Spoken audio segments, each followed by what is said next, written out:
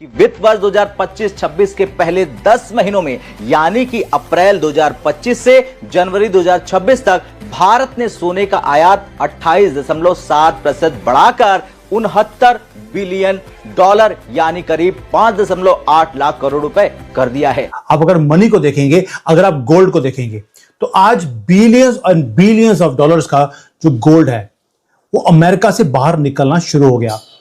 कुछ एडअप नहीं हो रहा। युद्ध बंद हुआ है और इमीडिएटली बिलियंस ऑफ डॉलर्स का गोल्ड अमेरिका से बाहर निकल गया। और वो भी कौन निकाल रहा है? जो अमेरिका के नेटो के फ्रेंड्स हैं, जो कंट्रीज हैं, उन्होंने एग्जिट का बटन दबा दिया है। दुनिया में इस टाइम पे आप देख लीजिए, ऑयल शॉक चल रहा है, करेंसी शॉक्स चल रहे हैं, वॉर शॉक्स चल रहे हैं, तो उसके आगे सबसे बड़ा हेज तो गोल्ड है। There is just no question about it. देखिए, रॉ गोल्ड एंटर करता है यूएई, कहां से? सूडान से, सेंट्रल एशिया से, और दूसरी काफी सारी जो अफ्रीका में कॉन्फ्लिक्ट जोन्स हैं वहां से आता है। रिफाइन होता है दुबई के अंदर, यूएई के अंदर, क्लीन होता है, स्टैम्प्ड होता है, उसको लेजिटिमाइज किया जाता है, पूरा एक वैलिडेट किया जाता है, उसके बाद वो एक्सपोर्ट होता है भारत की तरफ। हाथ आगे बढ़ाइए, चलिए सर मैं आपसे मिलना चाहता हूं, ठीक है ना? नहीं, ये आपके प्राइम मिनिस्टर को करना चाहिए था। हाथ बढ़ाइए, एक सेकंड के लिए बात कर रहे हैं, हाथ बढ़ाइए। मैं कह रहा हूं पूरी की पूरी ज्योग्राफी बदल जाएगी अगर एक शहबाज शरीफ ये कह देते कि चलिए जी, we invite India for these peace talks.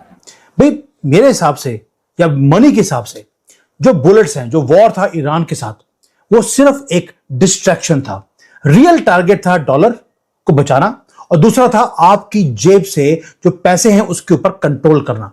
ये ट्रैप ऑलरेडी सेट अमेरिका ने किया हुआ था, इसीलिए फ्रांस ने पहल करी है कि उन्होंने पुल आउट कर दिया क्वाइटली अपना अमेरिका के फाइनेंशियल सिस्टम से अपना गोल्ड।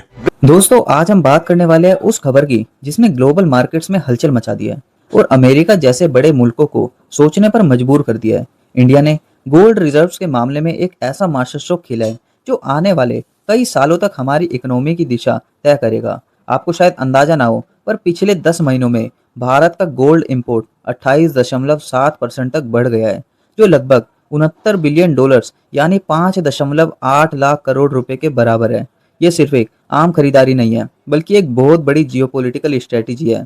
जब पूरी दुनिया डॉलर की उथल पुथल और इन्फ्लेशन से घबराई हुई है, तब भारत अपने रिजर्व्स को सोने से लोहे जैसा मजबूत कर रहा है। आज भारत दुनिया का दूसरा सबसे बड़ा गोल्ड कंज्यूमर बन चुका है और हमारा सेंट्रल बैंक यानी आरबीआई अब 880 टन गोल्ड का मालिक है। इसका मतलब साफ है, हम अब सिर्फ डॉलर की हेज मनी यानी उसकी दादागिरी पर निर्भर नहीं रहना चाहते हैं। स्विट्जरलैंड, यूएई और साउथ अफ्रीका जैसे देशों से ये सोना मंगवाकर इंडिया ने अपनी सप्लाई चेन को इतना स्मार्ट बना लिया है कि किसी एक देश की मर्जी हम पर नहीं चलेगी। भारत के हर घर में सोना सिर्फ एक गहना नहीं होता, बल्कि एक इमोशनल सुरक्षा होती है और अब वही सुरक्षा हमारी नेशनल इकोनॉमी का सबसे बड़ा ढाल बन चुकी है। ब्रिक्स प्लस देश जानते हैं कि अमेरिकी डॉलर अब भरोसेमंद नहीं है। आईएमएफ डेटा बोल रहा है कि 1999 में डॉलर का रिजर्व शेयर 71% था। साल 2025 के अंत तक गिरकर 57% रह गया है। 1994 के बाद सबसे कम साल 2014 से डॉलर एसेट्स फ्लैट हैं। वहीं गोल्ड का शेयर 2015 में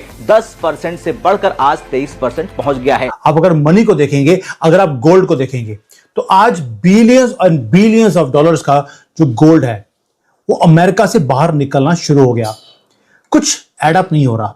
युद्ध बंद हुआ है और इमीडिएटली बिलियंस ऑफ डॉलर्स का गोल्ड अमेरिका से बाहर निकल गया। और वो भी कौन निकाल रहा है?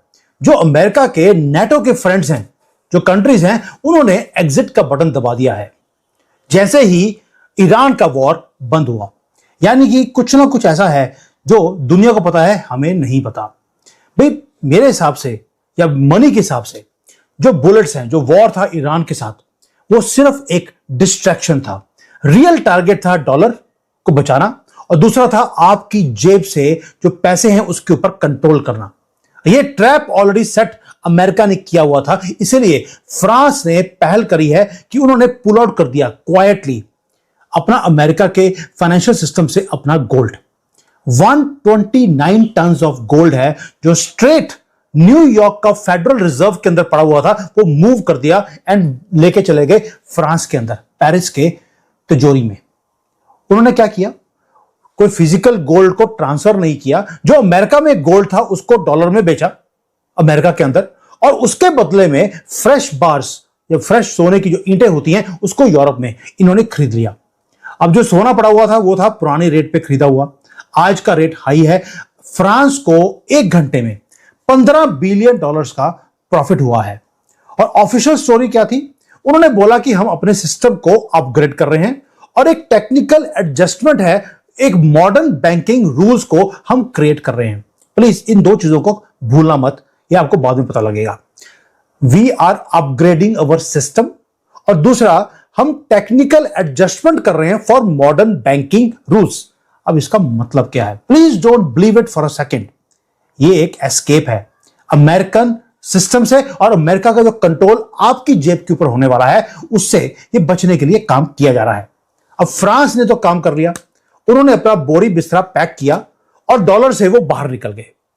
And they are not the only ones. आपको मालूम है कि पिछले 1 साल से इंडिया, जर्मनी, फ्रांस, चाइना, ये वो कंट्रीज हैं जिन्होंने डॉलर को बेचा है और सोना हमने खरीदना शुरू कर दिया था। लेकिन जब सोना एक थ्रेशोल्ड पॉइंट से ऊपर की प्राइस पे चला गया, सेंट्रल बैंक्स ने उस सोने को खरीदना बंद कर दिया था, क्योंकि हमें मालूम था कि अमेरिका क्या कर रहा है। दे वांटेड कि गोल्ड का प्राइस इतना ऊपर चले जाए, लोग उसके अंदर फंस जाएंगे, फिर वो गोल्ड की प्राइसेस को क्रैश करवा देंगे, और वही काम हुआ भी। वॉर को शुरू ही इसलिए करवाया गया था ताकि जो पीक के ऊपर जिन्होंने सोना खरीदा है वो फंस जाएंगे और अमेरिका उसमें से प्रॉफिट कमाएगा। Now what are these countries doing? France, India, Germany, Poland, China, ये क्या कर रहे हैं? सीक्रेटली उन्होंने पहले तो गोल्ड को खरीदा और लेकर उन्होंने कोई लंदन में या न्यूयॉर्क में नहीं रखा, वो अपने घर में लेके गए। क्यों? क्योंकि उनको मालूम है कि आगे जाके क्या आने वाला है। उन्हें मालूम है कि जो ग्लोबल ऑर्डर है वो शिफ्ट हो रहा है हमारे पैरों के नीचे। डोनाल्ड ट्रंप को मालूम है कि ये सारी चेंजेस आने वाली हैं, तभी वो बोलता है अगर आपने ब्रिक्स की करेंसी निकाली तो मैं आपके ऊपर टैरिफ लगा दूंगा। या दुनिया में इस टाइम पे आप देख लीजिए, ऑयल शॉक चल रहा है, करेंसी शॉक्स चल रहे हैं, वॉर शॉक्स चल रहे हैं, तो उसके आगे सबसे बड़ा हेज तो गोल्ड है। There is just no question about it. देखिए, रॉ गोल्ड एंटर करता है यूएई, कहां से? सूडान से, सेंट्रल एशिया से, और दूसरी काफी सारी जो अफ्रीका में कॉन्फ्लिक्ट जोन हैं वहां से आता है। रिफाइन होता है दुबई के अंदर, यूएई के अंदर, क्लीन होता है, स्टैम्प्ड होता है, उसको लेजिटिमाइज किया जाता है, पूरा एक वैलिडेट किया जाता है, उसके बाद वो एक्सपोर्ट होता है भारत की तरफ। लोअर ड्यूटी, हायर मार्जिन, ठीक है। नाउ देखिए, फिजिकली इस टाइम पे आना काफी मुश्किल है, लेकिन होता क्या है, दुबई के पास काफी स्टोरेज है, तो what they do is they year mark and से कि भैया हमारे स्टोरेज में इतना पड़ा है, ये भारत का है, right. And this is the deal that MBZ Modi ji के यहाँ पर आए थे, when they sat together and they spoke, this is somewhere, मैंने उस टाइम पे भी हिंट किया था, there is some sort of a deal happening, क्योंकि इस टाइम पे दुबई और यूएई को भी एक हेज चाहिए कि यार इंडिया जी एक काम करना है यार, आपका अगर ये सारा भी स्ट्रेट रेट बंद है, मेरे को खाने पीने का सामान, ये सब सामान जो भी चीजें हैं, ये आपको जो पैसे चाहिए होंगे मैं इससे कर लूंगा, उसके बाद आपका एक स्टॉक मैं बनाते रहूंगा, और जब हमारे पास अपॉर्चुनिटी होगी उसको आप शिप कर सकते हो। That should not be a problem, either through air और you can actually ship it through sea as well. तो ये एक बड़ा इंटरेस्टिंग सा चीज है जो हमको we need to understand is that Dubai एक being at the centre of the gold game, आप उसके अंदर से काफी कुछ ऑब्जॉर्व कर सकते हो, ना तक कि ज्वेलरी में, बुलियन में, end of course rural and urban wealth storage के अंदर भी आप उसको काफी इजीली ऑब्जॉर्व कर पा रहे हो इस टाइम पे। तो उनको भी एक मार्केट मिलती है, उनको एक आपसे हेज मिलता है, क्योंकि यहाँ पर कहीं वो फंसे हुए हैं, इधर पे उनके पास बेसिक सप्लाईज नहीं आ रहे, they have an assurance from you, you have an assurance from them, and there is a link which is away from the dollar, ठीक है ना। एक dual track system आपने बनाया है, which is of course एक डॉलर लिंक तो चलता ही है, and which is hard hedging के साथ, गोल्ड के साथ भी आपने बनाया। दोस्तों, अब अगर हम ब्रिक्स प्लस की पूरी तस्वीर देखें तो ये किसी चमत्कार से कम नहीं दिखता। ब्रिक्स प्लस देशों के पास अब टोटल 6000 टन का वर्ल्ड्स लार्जेस्ट गोल्ड रिजर्व है, जो पूरी दुनिया के टोटल गोल्ड का 17.4% हिस्सा है। ये आंकड़ा 2019 में सिर्फ 11% था, तो आप समझ सकते हैं कि कितनी तेजी से बदलाव आ रहा है। रशिया और चाइना ने तो पहले ही गोल्ड की बमपारी कर रखी है, पर अब इंडिया के इस एग्रेसिव स्टैंड ने वॉशिंगटन को चौंकाने पर मजबूर कर दिया है। 1999 में डॉलर का डोमिनेंस ग्लोबल रिजर्व्स में 71% हुआ करता था, जो अब गिरकर 57% रह गया है। 1994 के बाद यह सबसे निचला स्तर है। ये एक क्लियर सिग्नल है कि डी डॉलराइजेशन अब सिर्फ किताबों की बातें नहीं रही, बल्कि ग्राउंड रियलिटी बन चुकी है। रशिया पर लगे वेस्टर्न सैंक्शंस के बाद हर सेंट्रल बैंक को समझ आ गया कि डॉलर कभी भी ब्लॉक किया जा सकता है, पर सोना हमेशा आपका रहेगा। हालांकि कुछ लोग कहते हैं कि इससे हमारे ट्रेड डेफिसिट थोड़ा बढ़ा है, लेकिन इकोनॉमिक्स के नज़रिए से देखें तो ये कोई नुकसान नहीं, बल्कि आने वाले किसी भी बड़े आर्थिक तूफान या रिसेशन से बचने के लिए एक सॉलिड लाइफ इंश्योरेंस है। अगर सऊदी अरेबिया ने भी अपना गोल्ड एलोकेशन थोड़ा सा बढ़ा दिया तो 2026 तक ग्लोबल फाइनेंशियल सिस्टम का पूरा पावर बैलेंस शिफ्ट हो जाएगा। भारत अब एक नया वर्ल्ड ऑर्डर लिख रहा है, जहां डॉलर की छत्र छाया कमजोर पड़ रही है और ब्रिक्स की गोल्ड बैग ताकत एक नया किंगमेकर बनकर उभर रही है।